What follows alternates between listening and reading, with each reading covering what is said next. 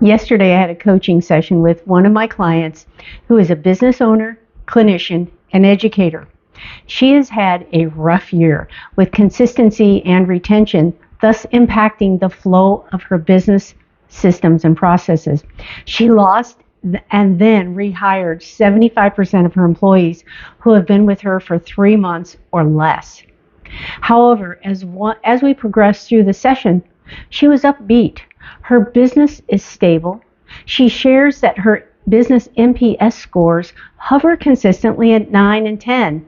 The referrals to her business are strong, and her reputation among the community is solid. You just heard me share information that might put some business owners into a cycle of frustration and overwhelm, then followed by positive, upbeat comments. She continued to speak about her new team members and what she had begun to do to create the systems that support the growth and the development of her people. She expressed her excitement about the work we were doing together to help her move forward. She said, "You know, Judy, I haven't always felt this way, planned this way, or behaved this way." She went on to say, "I realized that for me to rebuild my business, I needed to learn more about supporting and leading people. I needed to fix my mindset. I did not realize how much my mindset sets the stage for the rest of the team."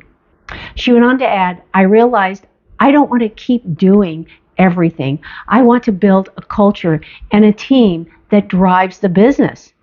Thus, that means I need to continue to embrace and execute actions that support a mindset of growth, not just for my team members, but myself."